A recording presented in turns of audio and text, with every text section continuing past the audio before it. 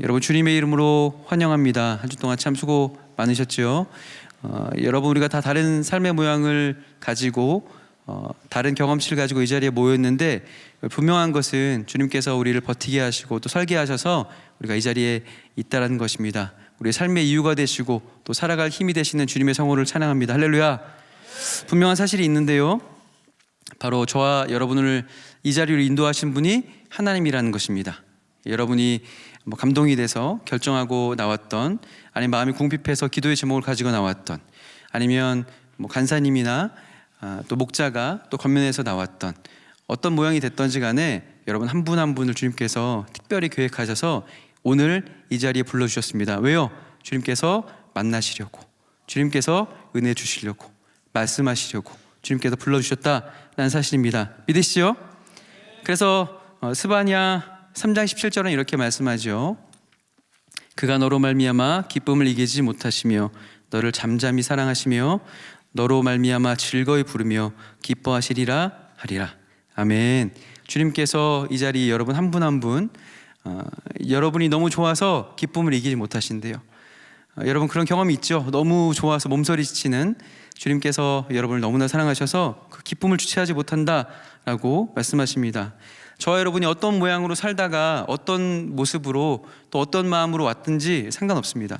주님께서 우리의 모양과 우리의 마음과 우리 지난 삶의 그런 생활의 모습들, 그것을 넘어서 우리 그냥 존재 자체로 넣으면 된다라고 말씀하시며 우리를 귀하게 여기시고 사랑하신다라는 사실을 여러분 기억하시기 바랍니다. 저와 여러분이 그런 존재입니다. 할렐루야. 아멘. 이 시간 주님을 기대하면서 주의 말씀을 대했으면 좋겠습니다. 여러분 이 자리가 참 아름답습니다. 왜냐하면 하나님을 사랑하고 주님을 예배하는 성도가 모였기 때문에 그렇습니다. 이 모임보다 더 거룩하고 아름다운 자리가 세상에 어디 있을까요? 그런데 초대교회도 그랬습니다. 우리가 이렇게 아름다운 모습으로 모였던 것처럼 우리가 흔히 초대교회로 돌아가자라고 하면서 사도행전적인 교회를 말하잖아요. 그 처음 교회가 예루살렘 교회였는데 2장, 4장 사도행전을 보면 유무상통하죠. 이제 내 것을 내 것이라 하지 않고 서로 나누고 먹여주고 베풀어주고 도와주고 섬겼던 것이 초대교회의 아름다운 모습이었습니다. 그런데 참 아쉬운 게 있어요. 그렇게 아름다운 교회의 본이 되는 교회였는데 말씀도 있고 또 교제도 있고 참 좋은 소문도 많이 났던 교회였거든요. 그런데 어떤 의미에서는 진정 모이게 하신 의미를 이 예루살렘 교회가 몰랐어요. 우리가 모였는데, 우리가 나누기도 하는데, 먹여주는데, 말씀도 듣는데 왜 모이는지, 교회의 부르심과 성도의 부르심이 무엇인지를 예루살렘 교회가 잘 몰랐다는 것입니다. 저와 여러분도 한번 물었으면 좋겠어요. 우리가 이렇게 모여있죠. 하나님을 예배하기 위해서 또 각 팀으로 목장으로 우리가 만나고 모이죠. 우리가 무엇을 위한 만남과 무엇을 위한 모임입니까? 참 거룩하고 아름다웠던 예루살렘 교회도 정말 교회의 존재와 부르심의 이유, 그리고 왜 모이게 하셨는지를 그 답이 없었어요. 그들은 오해했거든요. 어떤 오해였어요? 유대인을 기반으로 한 기독교인만 구원받을 것이다 라고 하는 오해가 있었어요. 그래서 이방인에 대해서 관심이 없었죠. 그래서 우리끼리 모인 거였어요. 그런데 사실 그게 아니었죠. 그래서 사도행전 7장에 스데반 집사님 순교로부터 시작해서 이제 예루살렘 교회를 주님께서 흩으십니다. 내가 너희를 그러라고 만나게 한 거 아니다. 내가 너희를 그렇게 해서 모이라고 한 게 아니다. 그것을 위해서 너희끼리 좋으라고 너희를 교제하게 한 것이 아니다 라고 주님께서 알려주시면서 이제 예루살렘 교회를 흩으시죠. 그러면서 오늘 같이 보신 본문을 통해서 왜 우리를 성도로 부르시고 우리 혼자서 방에서 예배해도 아니면 각자 자리에서 예배해도 하나님께서 만나 주시잖아요. 하지만 우리가 왜 교회라는 이름으로 예수님을 머리로 하고 모였습니까? 우리가 공예배 가운데 합심해서 기도하고 이것도 있지만 우리를 모이게 하신 이유가 있다라는 것입니다. 예루살렘 교회도 놓쳤던 그것 무엇인지를 한번 우리가 말씀을 통해서 우리가 보았으면 좋겠어요. 우리 바울과 바나바가 나오는데 지금 이고니온에 왔습니다. 이고니온은 이 비시디 안디옥에서 동쪽으로 한 100km 이상, 조금 정확히 얘기하면 한 144km 정도 떨어진 곳인데 이제 이곳으로 이동해 왔어요. 13장에는 이제 비시디 안디옥이 있었거든요.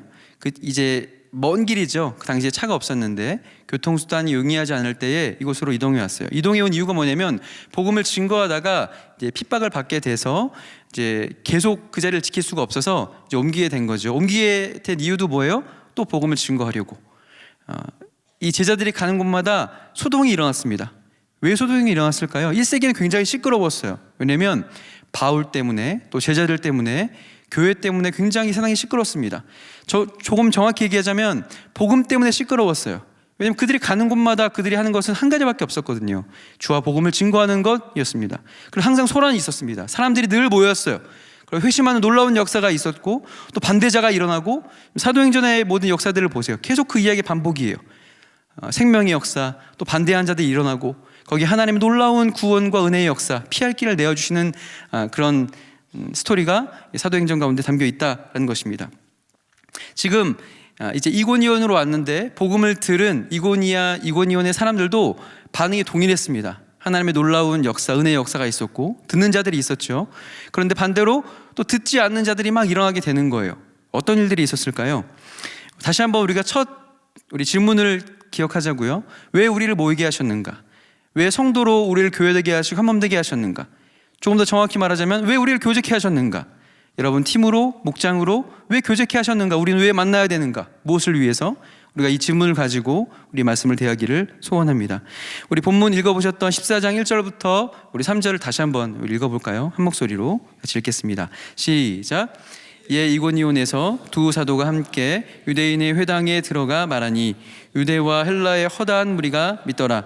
그러나 순종하지 아니하는 유대인들이 이방인들의 마음을 선동하여 형제들에게 악감을 품게 하거늘 두 사도가 오래 있어 주를 힘입어 담대히 말하니. 아멘.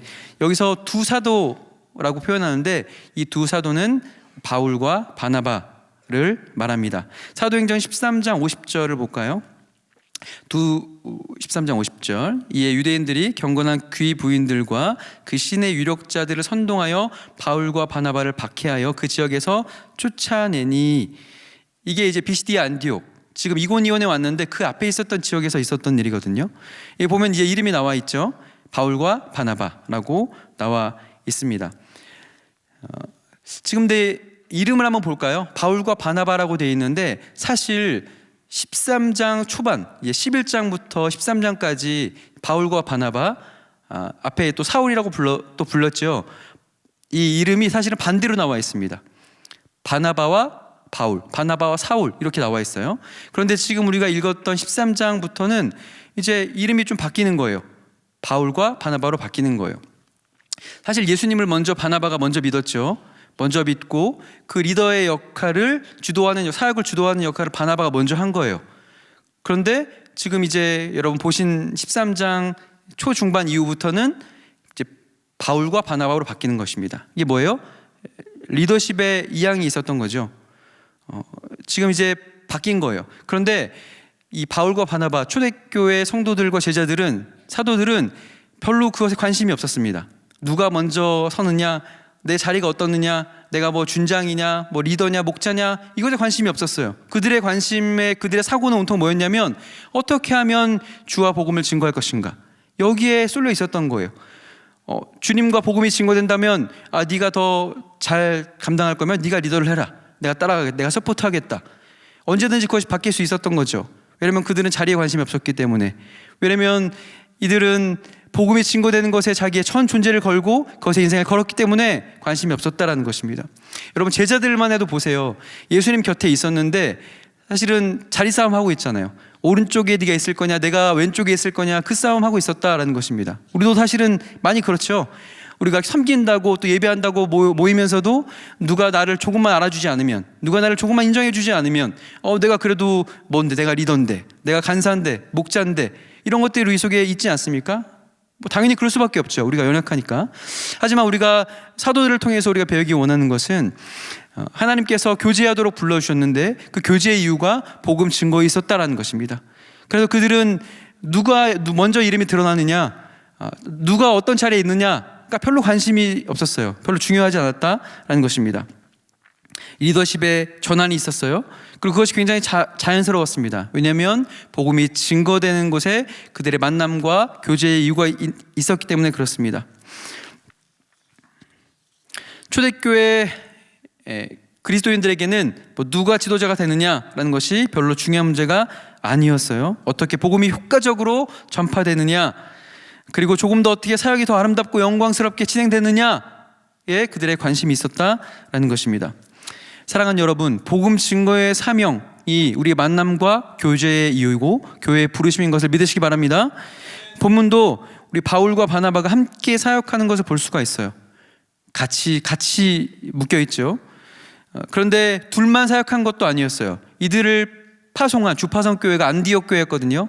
그들이 둘만 자기들만 잘났다고 다닌 것이 아니라 그들을 뒤에서 서포트해주는 기도하고 물질로 후원해주는 든든한 성도들, 안디옥 교회가 있었다는 것입니다. 그들을 파송한 거예요. 그래서 우리가 눈에 보이는 이런 바울과 바나바의 엄청난 사역이 있었다라는 것입니다. 아름다운 팀 사역의 예를 보여주는 것이죠. 사랑하는 여러분, 우리 교회가 선교하는 교회죠. 우리가 참 자랑스러워해도 될 것 같아요.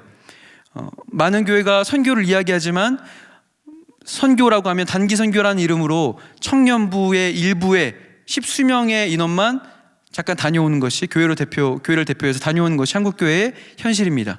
그리고 주보에 10만 원, 20만 원 선교사님께 그렇게 보내드리면서 우리 교회 선교한다라고 그렇게 자랑하고 드러내는 것이 한국교회의 슬픈 현실이죠. 하지만 우리 교회는 온 성도가 선교의 사이클로 돌아가죠.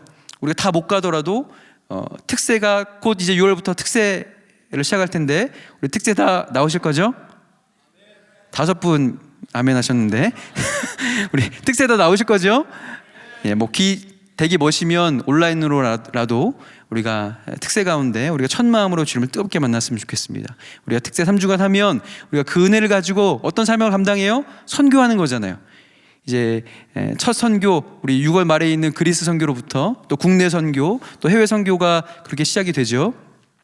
다는 못 가더라도 뭐 사정상, 뭐 여건상 못 가더라도 우리가 가는 자가 되고 안디옥 교회가 파송했던 것처럼 우리가 온 교회가 한 마음으로 우리가 기도하면서 보낸 자가 되어야 되는 것입니다. 그럼 그 땅에 가는 자도 은혜를 누리고 오히려 여기서 기도하고 보낸 자도 더 큰 은혜를 누리는, 우리가 그렇게 주의 부르심에 합당한 모습으로 이런 앞에도 우리가 선교를 많이 감당했지만 그런 영광스러운 우리의 지난 과거가 있지만 더 우리가 과거만 회상하는 인생이 아니라 앞으로 하나님께서 하실 놀라운 일들을 기억하면서 더 뜨겁게 선교의 사명, 복음 증거의 사명을 감당하는 저와 여러분, 우리 삼일교회가 되기를 간절히 소원합니다. 아멘. 왜냐하면 그것이 우리의 만남과 모임과 교제의 이유이기 때문에 그렇습니다. 그래서 우리가 이 자리에 모인 거예요. 그래서 주님께서 우리를 교회로 부르신 거예요. 이런 팀 사역의 예를 우리가 바울과 바나바와 또 안디옥 교회가 묶어서 우리에게 보여주고 있는 것이죠. 로마서 16장에 보면 이름들이 많이 나와 있습니다. 우리 복음의 진수라고 하면 로마서를 꼽을 수가 있죠. 그리고 미니어처 같은 그 갈라디아서를 또 꼽을 수가 있고요. 그런데 그 로마서, 그 너무나 영광스러운 복음이 담겨져 있는 그 로마서 맨 마지막 장, 이 16장인데 그 중요한 로마서 마지막 장에 무엇이 있냐? 이름들이 있습니다. 여러분 본 적 있으세요? 몇십 명의, 수십 명의 이름들이 있어요. 그런데 대부분 우리가 나중에 한번 읽어보세요. 그런데 대부분 다 우리가 모르는 이름들이에요. 뭐 마리아도 나오고 뭐 여러 이름도 베베도 나오는데 그런 우리가 잘 모르는 수많은 이름들이 열거되인 것을 알 수가 있습니다. 이를 통해서 무엇을 알 수 있느냐? 하나님께서 이런 사람을 통해서, 성도를 통해서 하나님의 뜻을 이루어 가신다라는 것입니다. 그 로마서 16장의 은혜는 또 무엇이냐면 거기에 보면 당시에 사람의 계수에도 들지 않았던 여성들이 교회의 지도자로 이름이 먼저 나와 있다는 것입니다. 거기 보면 남자보다 여자의 이름들이, 여성과 자매의 이름이 훨씬 더 많이 나와 있어요. 그리고 부부도 남자와 여자의 이름이 있으면 통상 보통 요즘도 그렇죠. 우리 남성의 이름을 먼저 말하고 여성의 이름을 말하잖아요. 근데 로마서 16장을 보세요. 놀랍습니다. 아내의 이름 혹은 여성의 이름이 먼저 앞에 나와 있어요. 하나님께서 새로운 그런 패러다임을 가지고 이미 역사하고 일하신 거죠. 우리 지난 욥기서를 통해서도 우리가 확인을 했죠. 여미마, 그시야, 게레나북, 그 딸들의 이름을 열거하면서 새로운 그런 질서를 주님께서 보여주신 것처럼 하나님께서 일하심은 우리 약하고 보잘것없는 자들을 통해서 하나님의 놀라운 역사를 이루어 가신다라는 것입니다. 이 사실을 믿으시기 바랍니다. 그리고 나는 부족하고 난 자격이 없잖아요. 나는 좀 재정도 없고 시간도 없고 뭐 재능도 없고 영어도 못하는 것 같고, 하나님은 그렇게 갖추고 잘난 사람을 통해서 일하지 않으십니다. 오히려 약하고 부족하고 내가 드릴 것이 없는데 주님 내가 어떻게 하죠라고 주 앞에 와서 눈물로 기도하는 자, 그리고 주의 부르심 앞에서 주님 내가 드릴 것은 없지만 내 마음과 내 몸을 드립니다, 내 시간을 드립니다 라고 주 앞에 나오는 자들을 주님께서 기쁘게 사용하신다라는 것입니다. 그것이 바로 로마서 16장에 있는 놀라운 역사예요. 우리가 기억하는 이름은 뭐 바울, 뭐 베드로 이런 이름들이지만 우리가 기억하지 못한 이름들이 로마서 16장에 가득한 것이죠. 그 이름들이 누구에게 기억되어 있어요? 하나님께, 천국에 기록되어 있다는 것입니다. 저와 여러분도 마찬가지입니다. 참일교회 하면 누가 떠오르겠어요? 송태근 목사님. 한국교회가 다 알죠. 그런데 여러분, 여러분의 이름을 알겠어요? 누가? 가서 우리 김 집사님, 이 집사님, 우리 뭐 김도현 청년 누가 알겠어요? 모르지만 여러분의 이름이 어디에 새겨져 있다고요? 천국에. 그걸 누구의 가슴에 새겨져 있다고요? 하나님께 새겨져 있다는 것입니다. 여러분, 누가 기억해 주지 않으면 어때요? 하나님께서 기억해 주면 되는 거 아닙니까? 할렐루야. 주님께서 저와 여러분을 그렇게 불러주셨습니다. 사람을 통해서 역사하시고 또 혼자가 아니라 협력사역하려고 하라고 복음을 증거하기 위해서 우리를 교제토록 불러주셨다는 것입니다. 교회는 이렇게 말할 수가 있겠어요. 선교를 위해서 모여진 일종의 사랑의 집합체라고 할 수 있어요. 선교를 위해서 모이게 하신 사랑의 집합체입니다. 우리가 서로 사랑하고 섬기고 궁극에는 주의 마음을 알아서 우리가 복음을 증거하는데 쓰임받는 교회가 되어야 되는 것입니다. 여러분, 모이면 주로 어떤 이야기 하세요? 우리가 여러 주제들이 있잖아요. 뭐 청년들은 뭐 형제나 자매 이야기할 수도 있고, 여러 가지 재미있는 뭐 드라마나 영화 이야기할 수도 있고, 아니면 뭐 차 이야기할 수도 있고, 형제들은 관심 있는 것들 이야기하겠죠. 아니면은 뭐 재테크하는 분들은 뭐 주식을 이야기한다거나, 아니면 집사님들은 뭐 자녀 양육에 대해서 이야기하고 노후에 대해서 이야기하고, 사람들은 자기가 관심에 있는 것을 이야기하죠. 근데 여러분, 말하는 것은 무엇을 반증하냐면 자기에게 영향이 있는 것, 그리고 자기가 사랑하는 것을 사람은 말하게 되어 있습니다. 여러분, SNS에 보면 이제 아기를 막 출산해서 아기 엄마들이 이런 거 막 올리거든요. 처음 이유식을 타봤습니다. 보통 우리 관심이 없죠. 근데 막 그런 거 막 자랑하고, 아기가 옹알이를 했는데 아빠 이러는 것 같은데 나에게 처음 엄마라고 불러줬어요. 아무도 못 알아들어요. 엄마만 알아들을 수 있고, 엄마에게 그게 관심이 있고 의미가 있는 거죠. 다른 사람에게 관심이 없는데. 왜 그렇죠? 그게 그 아기가 그 엄마에게, 아빠에게, 부모에게 너무나 큰 감동과 영향이 있고 사랑하기 때문에 계속 그거를 드러내고 말하는 거죠. 여러분, 우리가 관심 있는 것, 우리에게 영향이 많은 것, 우리가 애정을 갖고 쏟고 있는 것을 많이 말하고 있습니다. 그렇다면 우리 공동체가, 내 팀이나 내 목장이 건강한지 어떻게 알 수 있어요? 우리가 뭘 말하는지를 확인해 보면 알 수 있어요. 무엇을 말하십니까? 모이면 여러분, 주로 말하는 주제가 뭐세요? 그것이 여러분에게 감동이 되고 여러분이 관심이 있고 여러분이 사랑하는 것이에요. 우리가 그것을 말로 드러내는 거죠. 우리가 뭐 다른 거 이야기하는 거, 드라마, 영화 이야기하는 거 나쁜 거 아니에요. 뭐 충분히 이야기할 수 있죠. 하지만 그것이 자주 화제거리가 되는 그것이 먼저가 되면 안 된다는 것입니다. 지배적인 관심사가 되면 안 된다는 것입니다. 사람은 결국 마음에 가득한 것을 입술로 말하게 되어 있어요. 우리가 별 이상한 걸 자꾸 이야기하면 우리의 마음이나 우리 교회 수준이 그 정도밖에, 우리 공동체의 수준이 그거밖에 안 되는 것이죠. 우리는 이런 걸 이야기하겠죠. 왜 우리를 모이게 하셨을까? 아니면 바울과 바나바처럼 그들이 자기의 가치와 존재를 주와 복음을 증거하는 데 쏟았던 것처럼, 그러면은 나의 부르심이 내 직장에서, 내 학교에서, 또 우리 만남 속에서 내가 복음을 효과적으로 드러내고 있는가? 넌 어떻게 하고 있어? 그리고 주님의 마음이 잃어버린 한 영혼에게 있는데 내가 바라보아야 될 영혼, 내가 주님을 증거해야 될 사람이 누가 있는가?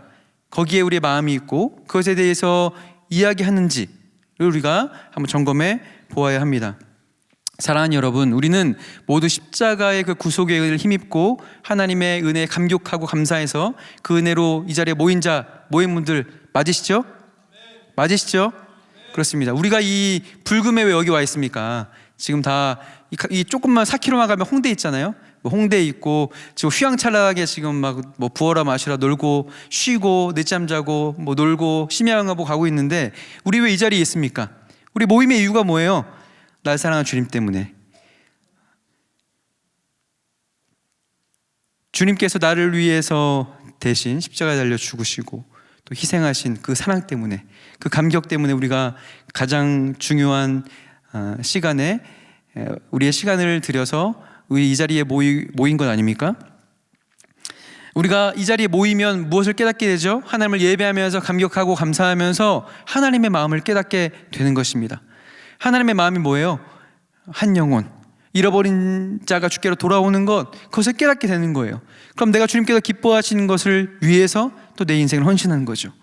그리고 우리 팀 모임과 목장 모임에서 어떻게 하면 우리가 잘 선교할까? 이번에 우리가 영동에 가면, 영덕울진에 가면, 우리가 제주에 가면 어떻게 복음을 증거할까? 예전에 참 설레고 재밌었는데 우리 예배 때도 뜨겁게 은혜 받고 더 우리 멋지게 우리가 복음을 증거하자. 우리 이런 이야기들 하고 하게 되는 거죠. 예수님께서 제자들을 처음 부르셨을 때 그 부른 이유를 부르시거든요. 12제자를 부르시잖아요. 부르실 때 마가복음 3장에 보면 제자를 부른 이유를 밝히시는데 처음에 뭐라고 밝히시냐면 곁에 두시려고 라고 말씀합니다. 왜 불렀다고요? 곁에 두시려고. 의외지요. 뭔가 대단한 그 복음의 사명을 완수하라고 부르셨을 것 같은데 곁에 두시려고 부르시는 거예요. 왜요? 왜 곁에 둘죠? 사랑하니까.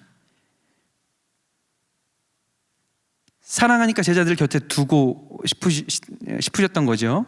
그리고 곁에 있으면서 곁에 있으면 하나님 그 예수님의 그 사랑을 먹으면서 사랑하는 주님의 마음을 알게 되죠. 여러분 가까이 있으면 그 사람을 알게 됩니다. 같이 밥도 먹고 같이 잠도 자면 그 사람의 습관도 알고 루틴도 알고 하면서 그 사람을 점점 아는 거죠. 제자들도 그랬어요.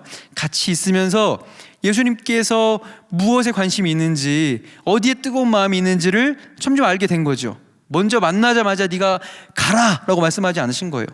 그냥 같이 있으면서 사랑해주고 따뜻하게 섬겨주고, 성경에 다 나오지 않았겠죠. 밖에 광야에서 수천 명한테 설교하고 다 가서 제자들만 있을 때에 뭐 이런 사담들 안 했겠어요? 야, 오늘 설교했는데 어땠냐?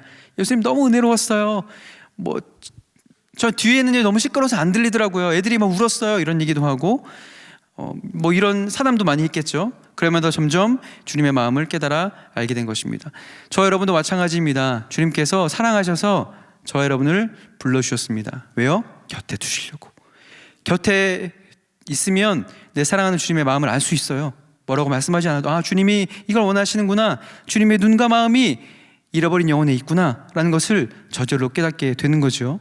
그래서 그 감격스러운 그 구원의 역사를 경험한 자들이 한 자리에 모이면 주의 마음을 헤아리고 또 그래 주와 복음을 위해서 나간 자로 쓰임받게 된다는 것입니다. 왜 주님께서 교제케 하셨다고요? 복음을 증거하도록. 같이 한번 할까요? 복음을 증거하도록. 이것이 우리 교제의 이유입니다. 그리고 이어서 우리가 2절을 한번 보도록 할까요? 사도행전 14장 2절입니다. 같이 읽겠습니다. 시작. 그러나 순종치 아니하는 유대인들이 이방인들의 마음을 선동하여 형제들에게 악감을 품게 하거늘. 복음이 증거되면 영광스럽게 잃어버린 영혼들이 주께로 돌아오는 놀라운 역사가 있습니다. 하나님께서 그렇게 하시죠. 그런데 공식처럼 일어나는 현상이 있어요. 반대하는 사람들이 일어나는 것입니다. 구원받는 역사가 있는데 반드시 반대하는 역사가 있어요. 그런데 문제는 뭐냐면 반대하는 자들, 그러니까 복음을 받아들이지 않는 자들, 그들이 의지적으로 주님을 거부하고 복음을 의지적으로 받아들이지 않는 거죠. 그런데 거기에서 마치면은 아무 문제가 없을 텐데 이 반대하는 자들이 어떤 일을 하냐면 대적하는 자가 되는 것입니다. 선동하는 거죠. 그냥 혼자만 나 싫어 이렇게 하는 게 아니라 같이 마음을 선동하고 그리고 분위기를 부추겨가지고 반대하면서 일어나게 된다는 것입니다. 그래서 악감을 품고 있던 자들이 지금 그렇게 핍박하는 장면을 볼 수가 있는 거예요. 바울과 바나바는 말할 수 없는 고난과 핍박을 여기에서도 당하게 됩니다. 그런데 하나님께서 이때도 떠나지 않으시고 또 돌보시고 기적과가 참게 하셨죠. 그래서 3절에 참 우리가 이해할 수 없는 놀라운 일이 여기에 일어나는데 3절 한번 볼까요? 3절입니다.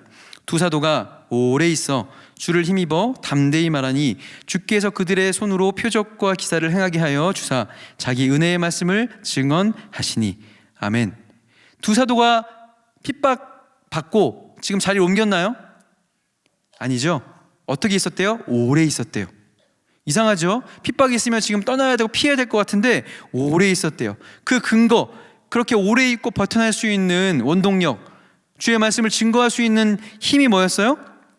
주를 힘입어 주님께서 그렇게 하셨다라는 것입니다. 주님께서 자기의 은혜의 말씀을 증거하신다라는 것입니다. 사랑하는 여러분, 우리가 주의 마음을 헤아려서 우리가 사명을 감당하고 여러분이 생활 속에서 학교에서 또 직장에서 가정에서 여러 가지 모양으로 또 우리가 선교회 현장에서 사명을 감당할 때에 주님께서 우리를 도와주십니다. 우리가 주를 힘입어 그 사명을 감당할 수 있는 것입니다. 인간적으로 볼 때는 내가 감당할 수 없지만 그런 순종하면서 믿음의 발걸음을 떼는 나를 붙잡아 주셔서 주의 말씀을 증거하게 하시고 주님의 역사를 당신께서 이루신다라는 사실을 믿으시기 바랍니다.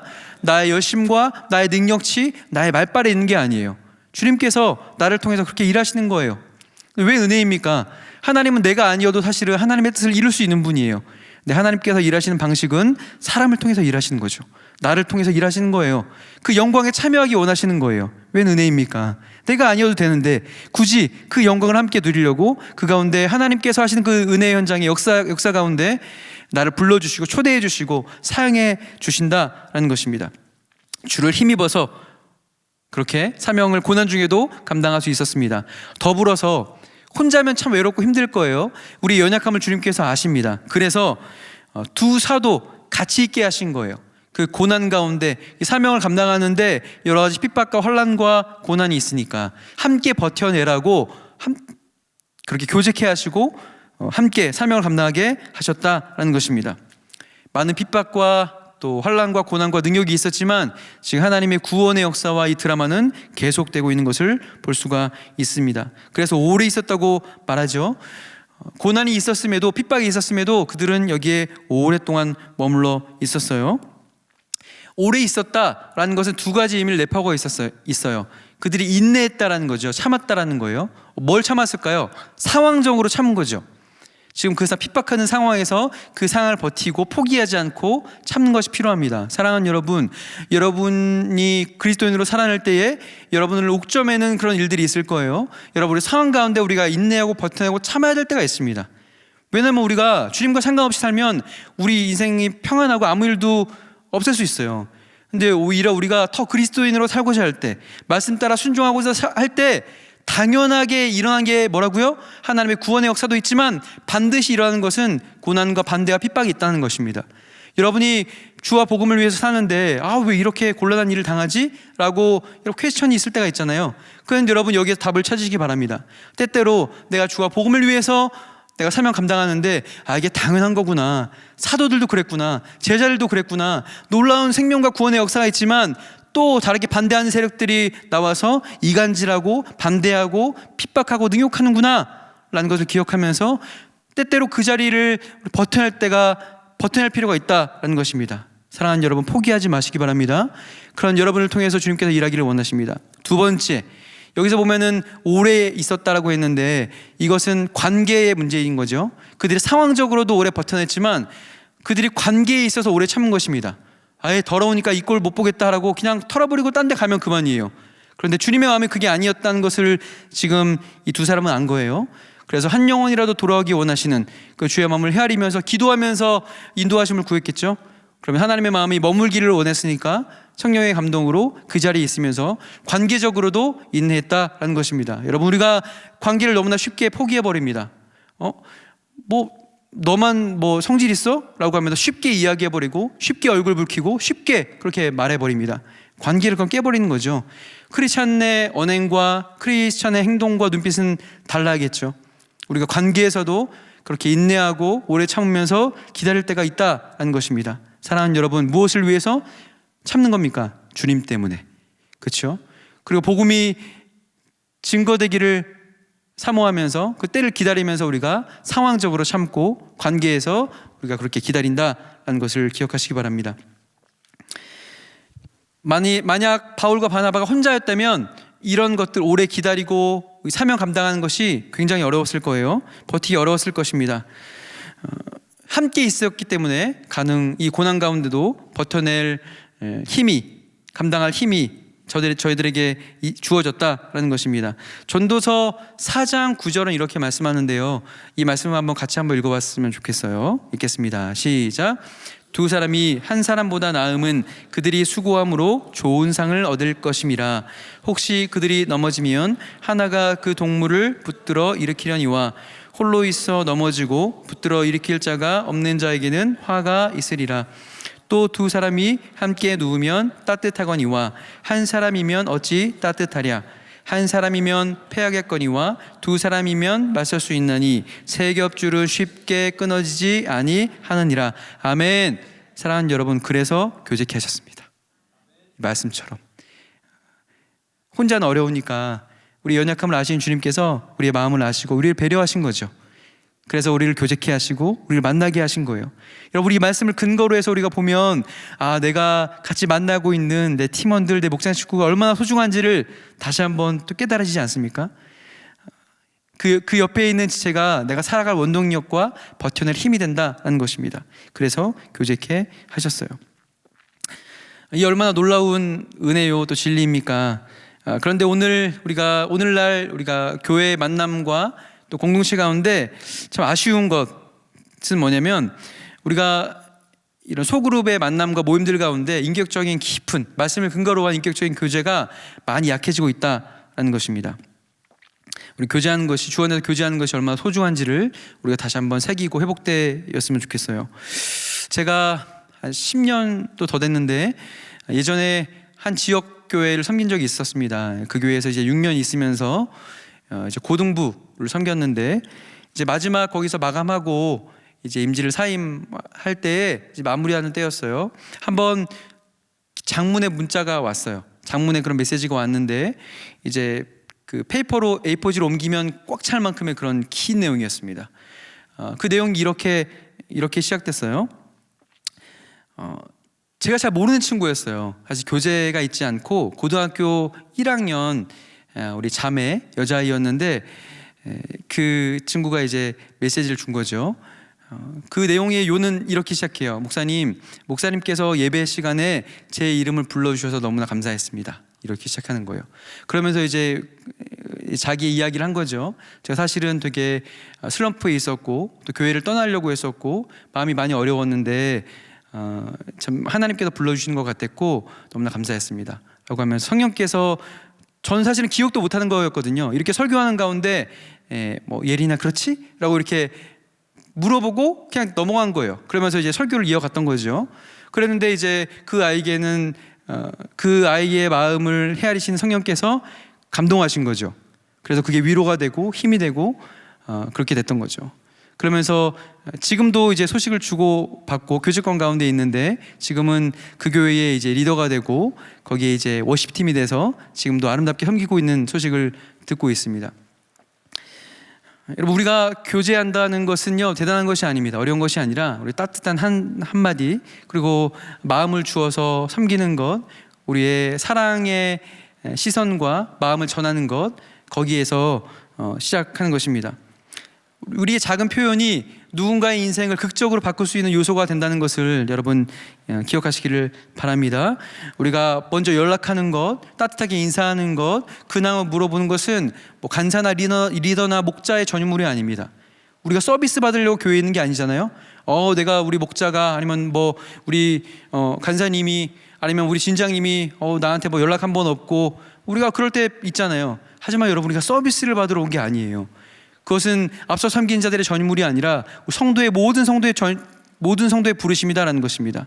그 때때로 우리가 누가 다가와 주기를 기대할 것만 아니라 내가 먼저 찾아가서 괜찮냐, 우리 목자님에게 또 간사님에게 리더에게 우리 일하는데 섬기고 수고하는데 괜찮냐? 내가 기도할 것이 무엇이냐라고 먼저 물어보는 성숙함이 우리 삼일교회의 우리 청년들과 성도님들이 다 되시기를 간절히 소원합니다.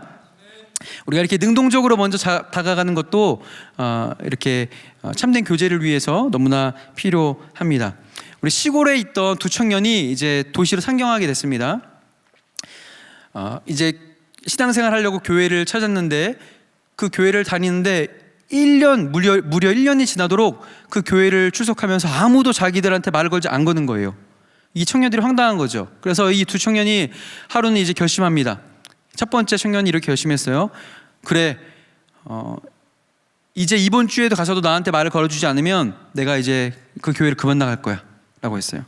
또 다른 청년이 이렇게 말합니다. 그래, 내가 이번 주에 가서 누구라도 처음 본 사람을 붙잡고 먼저 말을 걸어야겠다. 전혀 다른 반응이죠. 교회를 갔습니다. 교회 갔는데 아니나 다를까 뭐 또 알아봐 주는 사람이 없는 거예요. 우리 교회도 그렇잖아요. 우리 이렇게 많은 사람이 모여 있는데 우리가 내 목장이나 내 팀원들이 아니면 사실 거의 잘 모르잖아요. 그러니까 그렇게 왔다가 자기가 생각한 대로 그냥 신앙생활을 포기해버리고 교회를 떠나게 된 거죠. 그런데 다른 한 청년은 그가 결심한 대로 교회에 와서 얼굴 보이는 사람에게 먼저 인사를 했어요. 인사를 하고 만나고 거기에서 정착하게 되고 주님을 만나게 되었다라는 것입니다. 한 책이 있는데요. 이미지가 참된 목자라는 책인데요. 여러분 이 책이 어떤 책이냐면 이제 신학생들의 필독서입니다. 왜냐하면 숙제로 내주니까. 그래서 우리 전도단임 목사님들 서재에 한 권씩은 갖고 있을 만한 일반 성도님들이 보셔도 되게 정말 은혜로운 그런 책이에요. 예, 우리 리더들이나 섬기는 분들은 특히 더 그렇습니다. 그런데 여러분 이 책의 저자가 보이나요? 글씨가? 리차드 백스터라고 돼 있죠. 바로 앞서 말씀드린 그 처음 교회 가서 내가 누구라도 만나는 자에게 말을 걸겠다라고 해서 그 교회에 정착하고 주님을 만났던 자가 바로 이 리차드 백스터입니다. 이분이 누구냐면 경건한 목사로 청교도 목사였어요. 그래서 그 시대에 쓰임 받았던 분이 바로 이 리차드 백스터입니다. 이런 분이 된 거예요. 사랑하는 여러분, 우리가 이렇게 먼저 능동적으로 우리가 주님된 교회를 섬기고 먼저 손을 내밀고 이렇게 하는 것이 우리에게 너무나 필요합니다. 우리가 그렇게 먼저 따뜻한 마음과 말을 가지고 서로에게 먼저 다가갈 때 이 자리에 계신 분만 그렇게 한 번만 액션을 이번 주일날 하면 우리 교회 분위기가 완전 달라지지 않겠어요? 완전 달라질 거예요. 거기 성령의 역사가 있고 위로가 있고 하나님께서 놀랍게 부어주실 것이다 라는 것입니다. 우리의 노력이 필요합니다. 제가 청장년을 섬기고 있어서 진장으로 섬기고 있는데 청장년은 이제 어린아이들을 이제 키우는 부모님들이 많으시죠. 그리고 임신하고 오신 분들도 있는데 이제 새 가족 이제 신방을 하면은 오면 이제 다 신방을 하잖아요. 그럼 이제 만나서 이렇게 합니다. 이제 공동체를 연결해 주려고 할 때 어떤 분이 이렇게 말씀하세요. 목사님, 저는 약간 아직 부담이 있습니다. 좀 적극적으로 참여하기에는 좀 부담스럽고 아직 좀 때가 아닌 것 같고 제가 좀 임신을 해서 이제 출산하면 좀 활동하기 어려울 것 같은데 그래도 좀 부담스럽습니다. 이렇게 그런 이야기들을 해요. 내용이 있는 거죠. 다 이해가 되죠. 그때 이제 제가 말씀을 드리죠. 지금 상황이 그러시군요.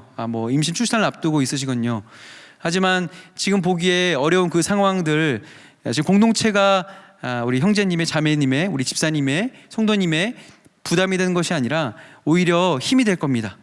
아이들 출산하고 힘과 위로를 받는데, 그리고 교회에 적응하는데 이런 공동체가 더 힘이 될 겁니다 라고 권면하고 열의 열은 다 수긍하고 또 좋은 목자님과 또 좋은 공동체를 만나서 그렇게 신앙생활을 하게 되는 걸 볼 수가 있습니다. 이런 우리가 공동체를 소중히 여기고 우리가 능동적으로 우리가 참여하는 것이 너무나 우리에게 필요합니다. 함께 나눌 만한 친구가 있을 때, 함께 나눌 만한 우리 동역자가 있을 때에 우리가 받는 고난도 우리가 받을 만한 것, 우리가 감당할 만한 것이 될 수가 있습니다. 여러분, 우리가 어려울 때 생각나는 사람 있잖아요.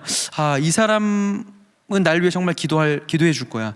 이 사람한테 가면 내 마음을 알아줄 거라고 우리가 떠오르는 그 사람이 있잖아요. 여러분, 그런 사람들과 함께 있을 때 우리가 어려움도 또 힘듦도 우리가 때때로 그렇게 그 사람 때문에 극복할 수 있게 된다라는 것입니다. 우리 그 흔한 그 멜로 드라마나 영화들 보면 남녀가 사랑하는데 막 반대가 있잖아요. 막 집안이 반대하고 상황이 반대하고 할 때 그 남녀 주인공이 우리 포기하자 갈라집니까 보통? 아니죠. 사랑이 막 더 끈끈해지고 우리 사랑 영원히 변치 말자 하면서 막 더 막 단단해진 것을 볼 수가 있죠. 여러분, 성도도 그렇습니다. 우리의 교제도 그래요. 고난이 우리를 갈라놓는 것이 아니라 우리가 주와 복음을 위해서 같이 가는 이 길, 같이 그 돌파하면서 우리가 성도와 교회를 더욱 단단하게 하는 것이 우리에게 허락된 고난이다라는 것입니다. 같이 있을 때 그것이 가능한 거예요. 5절 이하의 말씀을 볼까요? 5절 이하에 눈으로 보시고 제가 읽을까요? 이방인과 유대인과 그 관리들이 두 사도를 모욕하고 돌로 치려고 달려드니, 돌로 친다는 건 죽인다는 거죠. 죽이려고 달려드는 거예요. 6절에 그들이 알고 도망하여 루가오니아의 두 성 루스드라와 더베와 그 근방으로 가서 거기서 복음을 전하니라. 아멘. 이제 핍박 가운데 한계가 오래 참았는데 이제 한계가 됐다고 이제 판단을 했습니다. 그런데 어려움이 있다고 금방 옮기지 않았죠. 이제 때가 무르익어서 그들이 옮기게 되죠. 옮기게 된 것도 그 이유가 뭐였어요? 또 복음을 증거하기 위해서 옮기게 된 것입니다. 단순히 고난을 피하기 위함이 아니었어요. 그들은 또 다른 복음을 증거하기 위해서 그렇게 또 다른 고난의 현장으로 떠나게 되었다라는 것입니다. 우리 초대 기독교인들은 고난 때문에 전도를 포기하지 않았습니다. 사랑하는 여러분, 우리를 왜 교제케 하셨다고요? 복음을 증거하도록. 그리고 두 번째가 뭐라고요? 함께 고난을 받도록 우리를 교제케 하셨습니다. 같이 한번 해볼까요? 함께 고난을 받도록. 이것이 여러분, 우리가 피할 수 없는 마치 공식과도 같은 주께로 돌아온 놀라운 영광의 자리가 있다면, 또 반대의 대적자들이 일어난다는 그 사실, 여러분 기억하면서 당황하지 마시기 바랍니다. 그렇구나, 올게 왔구나 라고 하면서 오히려 초연하게 대처하는 거예요. 일어날 일이 일어났구나 라고 하면서 우리가 대처하는 것입니다. 교제케 하신 이유 마지막을 한번 볼 텐데요. 이것은 이제 앞에 우리가 보지 않은 13장인데 우리 13장 44절 이하를 볼까요? 44, 45절 같이 읽겠습니다. 시작. 그 다음 안식일에는 온 시민이 거의 다 하나님의 말씀을 듣고자 하여 모이니 유대인들이 그 무리를 보고 시기가 가득하여 바울의 말한 것을 반박하고 비방하거늘. 지금 이제 오늘 본문으로 읽으셨던 이고디온이 아니라 앞서 왔던 비시디아 안디옥이거든요. 거기에서 지금 일어난 일이에요. 지금 수많은 사람들의 시기와 질투와 모함을 받았습니다. 그러나 그 시기를 받으면서도 그들이 기쁨이 있었어요. 52절인데요. 이 말씀 우리가 꼭 같이 읽어야 돼요. 52절입니다. 같이요. 시작. 제자들은 기쁨과 성령에 충만하니라. 아멘. 여러분, 우리가 인간적으로 이해할 수가 없어요. 지금 핍박받고 있는데 기쁘고 성령으로 충만하대요. 이게 웬일입니까? 우리 상식적으로는 좀 이해가 안 되는데 이게 하나님께서 함께 하시니까 가능한 거죠. 그리고 주님께서 그렇게 주와 복음을 전하게 하면서 함께 고난도 받을 뿐만 아니라 함께 기뻐하도록 교제케 하셨다라는 것을 이 말씀을 통해서 알 수가 있습니다. 어떻게 이게 가능할까요? 복음을 증거하면서 영광스러운 목표를 가지고 그들이 함께 했기 때문에 이것이 가능했다라는 것입니다. 여러분, 괴테가 이런 말을 했어요. 고난은 함께 나눌 만한 사람이 있다면 감당할 만한 것이다 라는 말을 했어요. 같이 있는 사람이 있으면, 혼자는 굉장히 어렵겠죠. 그런 의미에서 여러분, 우리가 주일 강단에 보았던 욥은 얼마나 힘들었을까요? 아내도 욕하고 떠나가고 위로한답시고 왔던 친구들도 계속 정죄하잖아요. 그런데 우리가 같이 고난받고 같이 기뻐할 만한 지체가 옆에 있다면 우리가 고난은 감당할 만한 것입니다. 함께 기뻐할 수 있습니다. 저는 주례할 때 종종 이제 중간과 말미에 이렇게 이야기합니다. 여러분, 이제 둘이 한 몸이 되어서 슬픔은 반이 되고 기쁨은 배가 될 것입니다 라고 이런 말을 하는데, 그렇습니다. 우리가 함께 하면요, 기쁨이 배가 되는 거예요. 서로 우리 얼굴만 봐도 막 미소 짓고 막 웃음 나올 때 있잖아요. 우리가 성도의 부르심이 이것입니다. 우리를 교제케 하신 이유가 함께 기뻐하도록, 주와 복음을 위해서 주 안에서 함께 기뻐하도록 불러주셨다는 것입니다. 사랑하는 여러분, 우리는 한 가지 때문에 만났습니다. 누구 때문에 만났죠? 예수 그리스도, 주님 때문에 만난 거죠. 이 자리에 모인 이유가 그렇습니다. 우리가 천국 소망을 가지고 우리가 살고 있고 사명을 감당하고 있지요. 우리가 하나님을 다 아빠라고 부르고 하나님이 우리의 아빠, 아버지, 부모님이시지요. 그래서 우리가 한 가족 되어서 이 자리에서 예배하고 주를 섬기는 것입니다. 이렇게 복되고 영광스러운 교제가 어디 있겠어요? 초대교회 성도들은 핍박을 피해서 많이 굴에 숨어들었죠. 여러분 아시는 카타콤, 그런 수십 킬로나 되는 그런 굴을 파서 그들이 피해서 숨어들었습니다. 그런데 그 카타콤에 이런 글귀가 발견되었어요. 이제 동굴 안에 묘지도 막 같이 있는데 보면 이런 글귀였어요. 사랑하는 그대들 때문에 내가 63년 동안 살 수 있었습니다 라는 글귀입니다. 당시는 굉장히 단명했던 시대였죠. 우리 이번에 우리 교회와 성도님들의 배려로 우리가 교육자님들, 우리 목사님, 전도사님들이 우리 예루살렘 우리 현지에 우리 성지 세미나를 다녀왔는데 보고 참 많이 감동하고 보고 듣고 배우고 오게 되었습니다. 우리 교회와 성도님들께 너무나 감사합니다. 가서 저희가 본 것이 뭐냐면 우리가 성경을 보는 것보다 훨씬 더 상황이 어렵다라는 것을 보게 되었어요. 집들도 우리가 생각하는 것처럼 뭐 나무나 이렇게 이쁘게 치는 것들이 아니라 다 보통 집들도 다 굴을 파서 있는 현장인 거예요. 하물며 몰래 숨어들었던 그런 지하 동굴이 어땠을까요? 아무것도 없고 빛도 없고 깜깜한 곳이었는데, 그런데 거기에 이분이 남긴 말이 뭐였다고요? 사랑하는 그대들 때문에, 사랑하는 당신들 때문에 내가 63년 동안 살 수 있었소 라는 글귀였습니다. 사랑하는 여러분, 우리가 서로에게 이런 존재로 하나님께서 불러주셨습니다. 사랑하는 그대들 때문에 내가 살 수 있었습니다. 그리고 살 수 있을 것입니다 라고 우리가 서로를 향해서 그런 존재로 여기고 고백하기를 소원합니다. 우리가 주 안에서 혈육도 중요하죠. 우리가 엄마 아빠 피를 나눈 혈육도 중요하지만 잠깐 이 땅에서 우리 인생을 마감하면 곧 우리가 뭐 인생을 마감할 텐데, 하지만 예수 그리스도의 피로 우리가 하나 된 우리들은 이 땅에서 생을 다하면 우리가 천국에서 영원히 볼 자로 불러주셨습니다. 그래 옆에 있는 분들이 그냥 스쳐 지나가는 분들이 아니라 천국에서 영원히 볼 자들인 거예요. 우리가 이 땅에 있는 피를 나눈 형제 자매 어머니 아버지는 잠깐 몇십 년 있다가 이제 그 관계가 끝나지만 우리는 예수의 피로 하나 되어서 우리가 영원히 볼 자로 주 안에서 한 형제와 자매로 한 가족으로 불러주셨다는 것입니다. 여러분 믿으십니까? 그래서 우리 옆에 분에게 보면서 좀 부끄럽지만 한번 이렇게 이야기해 볼까요?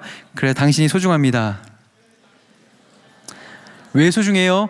우리가 앞서 교제케 하신 이유를 우리가 말씀을 통해서 보았잖아요. 말씀을 정리해 볼까요? 주님께서 왜 우리를 성도로 부르시고 교제케 하셨습니까? 무엇을 위해서? 복음을 증거하기 위해서. 그리고 두 번째로 왜 교제케 하셨어요? 함께 고난받게 하시려고. 복음이 증거될 때 고난은 필수적으로 따라오는 당연한 결과거든요. 마지막으로 주님께서 왜 우리를 교제케 하셨습니까? 함께 기뻐하도록.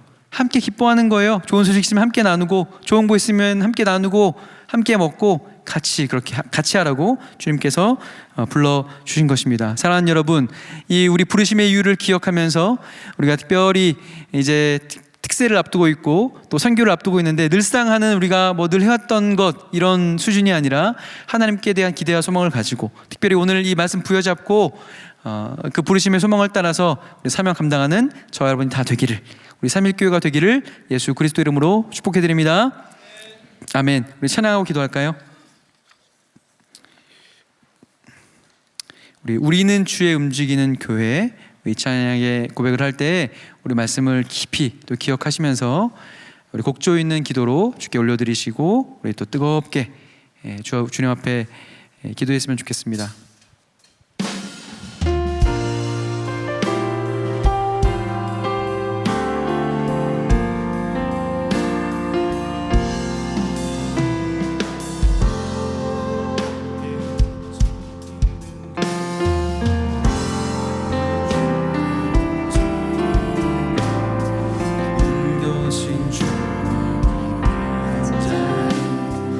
내가 기도하는 모든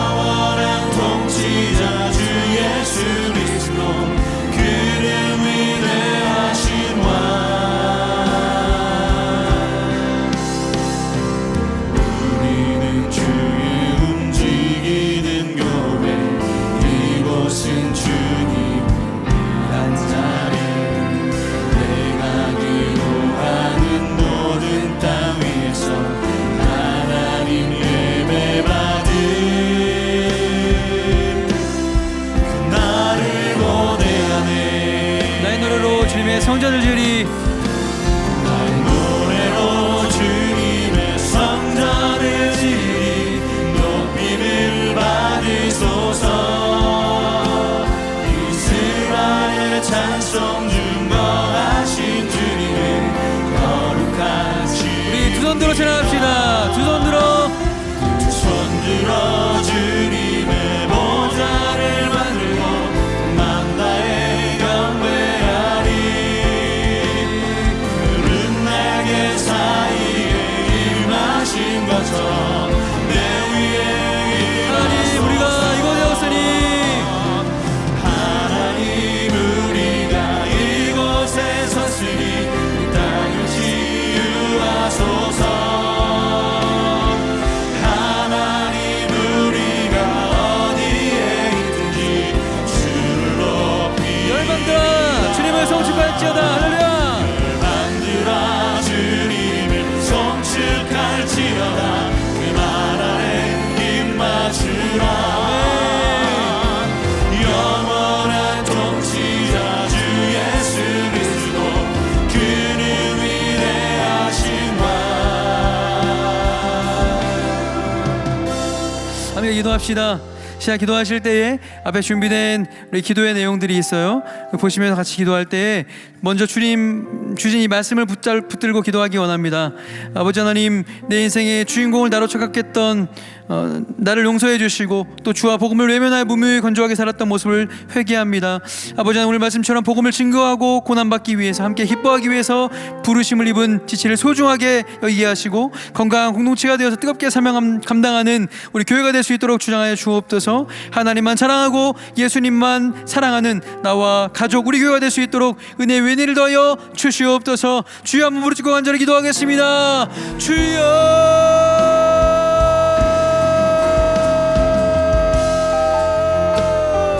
살아계신 하나님 감사합니다.